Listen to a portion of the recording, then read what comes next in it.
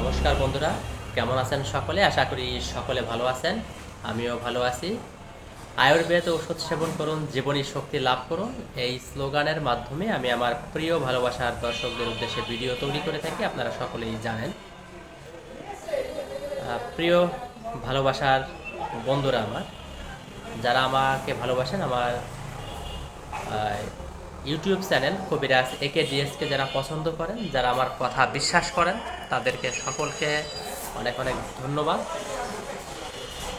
বন্ধুরা, আপনারা আমার পরিবারের সদস্যর, এটাই আমি সকল সময় চিন্তা করি। তাই আপনাদের স্বাস্থ্য সুরক্ষার জন্য যেন আয়ুর্বেদ ঔষধ কিনে প্রতারিত না হন, সেই উদ্দেশ্যে আমি ভিডিও তৈরি করি, আপনারা সকলেই জানেন।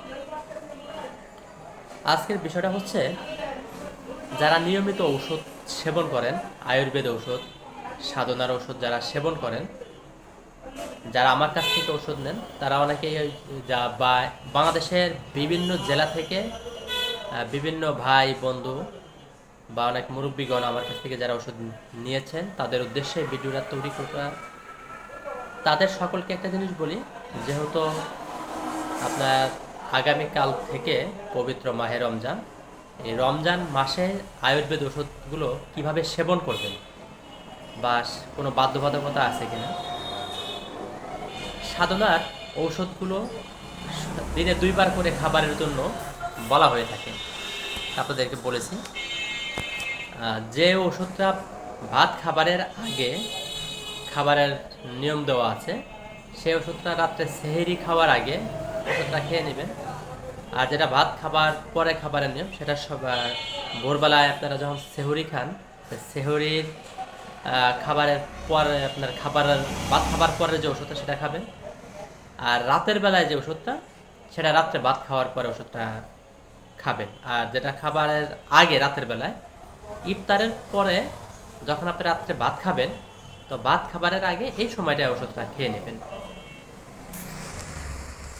আর একটা বিষয়, পবিত্র মাহে রমজানের ইফতারির সময় আমরা সকলেই প্রচুর পরিমাণে ভাজা পোড়া আমরা একটু পছন্দ করি, বা একটু ঝাল জাতীয় খাবারটা একটু পছন্দ করি।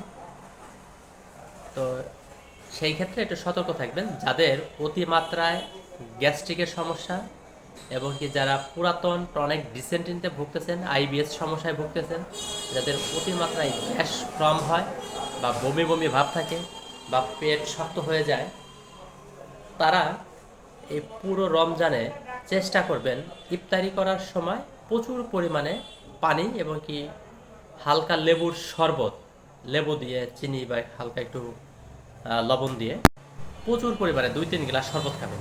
শরবত খাবার পরে নামাজ টামাজ পড়লেন, বা নামাজ টামাজ পড়ে এসে তারপরে যে ভাজা পোড়ার যে খাবারটা আছে, বা মুড়ি, ছোলা, বুট, পেঁয়াজু, বেগুনি, যে খাবারগুলি আছে, এইগুলি খাবেন।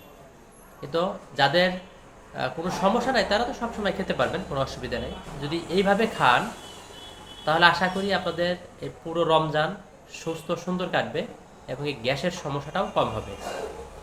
আমি আবারও বলছি, ইফতারি করার সময় ফলের জুস যদি পারেন, যারা ফলের জুস খেতে পারেন খেলেন, যারা না পারেন তারা একটা লেবু একটু লবণ দিয়ে কষলিয়ে এটাকে রস করে লেবুর রস খাবেন, বা এমনি সাদা পানি খান।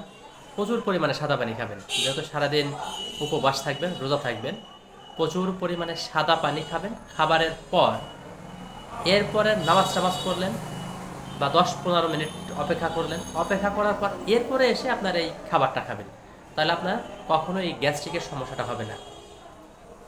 আর একটা জিনিস, সারাদিন উপবাস রোজা রেখে সাথে সাথে খিচুড়ি, সেমাই, পায়েস, এই জাতীয় যে খাবারটা আছে, একটু সতর্কতার সাথে খাবেন, যাদের গ্যাস্ট্রিকের সমস্যা বা অ্যাসিডিটি বাড়ে।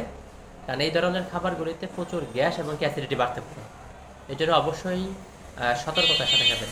আর প্রত্যেকেই যারা আমার ভিডিও দেখছেন বা আমাকে শুনছেন, তারা যদি ইফতারের সময় পানি এবং কি ফলের রস বা লেবুর রস খান, লেবুর রস দেন এক গ্লাস পানিতে, মানে যেভাবেই করেন না কেন, এক টুকরো লেবুর রস দিয়ে একটু লবণ দিয়ে একটু চিনি দিয়ে করে খেলেন। এটা খাওয়ার পরে 5-6 মিনিট অপেক্ষা করবেন বা 10 মিনিট অপেক্ষা করবেন। এরপরে এই ভাজা পোড়াটা খাবেন। আশা করি আপনাদের গ্যাস্ট্রিকের সমস্যাটা মানে খুব যে বেশি গ্যাস প্রয়োগ হবে সেটা হবে না। আচ্ছা, যাই হোক, আহ, পবিত্র রমজানের উপলক্ষে সকলকে শুভেচ্ছা ও অভিনন্দন জানাচ্ছি। সবাই আমার জন্য দোয়া করবেন, আমাকে আশীর্বাদ করবেন, আমি যেন আপনাদের আয়ুর্বেদ সম্পর্কে সঠিক তথ্য দিতে পারি। সকলে ভালো থাকুন, সুস্থ থাকুন, সুন্দর থাকুন। আজকে আর অন্য কোনো কথা বাড়াবো না। আবারও বলছি, পরিশেষে আয়ুর্বেদ ওষুধ সেবন করুন, জীবনী শক্তি লাভ করুন। ধন্যবাদ সকলকে।